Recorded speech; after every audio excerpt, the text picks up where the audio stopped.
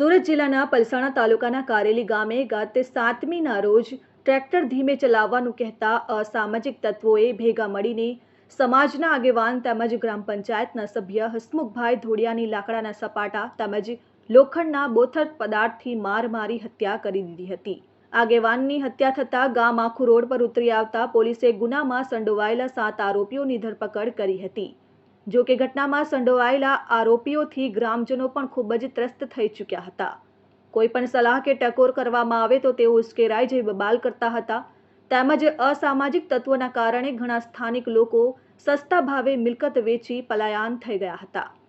ત્યારે અસામાજિક તત્વ દ્વારા આગેવાનની હત્યા કરી દેતા ગ્રામજનોમાં ભારે રોષ જોવા મળી રહ્યો છે। ત્યારે ગુનામાં સંડોવાયેલા આરોપી સહિત કારેલી ગામમાં કરેલા ગેરકાયદેસર દબાણો ઉપર મહિલા સરપંચ બુલડોઝર ફેરવી રહ્યા છે।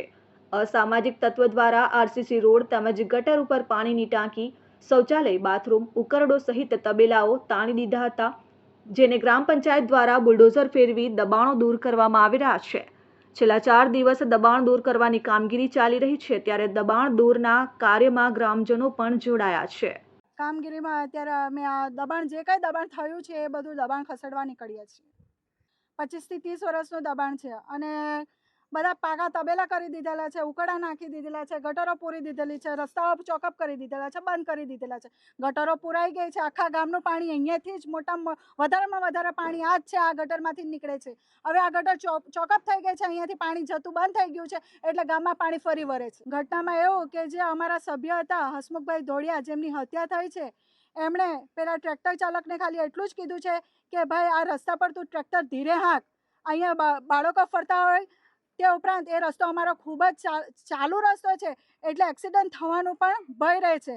એટલે અમારા ગામના સભ્ય તરીકે, અમારા ગામનો નાગરિક તરીકે, ફળિયાનો વસવાસી તરીકે એમણે એટલું જ કીધેલું છે કે ભાઈ તું ટ્રેક્ટર થોડું ધીરે હાંક, ધીમેથી ચાલ, અહીંયા કંઈ બી અકસ્માત થઈ શકે છે। એટલામાં એ છોકરો એવું કહે છે કે આ બાજુ આવ, તને આ બાજુ આવ, પછી બતાવું તને। પછી એ લોકો તોડે ને તોડા આવીને, એ તો તમે વિડીયો ફૂટેજમાં જોતા જ છો, તોડે ને તોડા આવીને હસમુખભાઈના માથામાં લોખંડનો માર મારીને હસમુખભાઈની હત્યા થઈ ગઈ છે। આવા 2 થી 3 બનાવતા, આટલા ઉગ્ર બનાવતા 3 છે, એવા નાના મોટા બનાવતા અમારા ગામમાં ચાલ્યા જ કરતા હોય।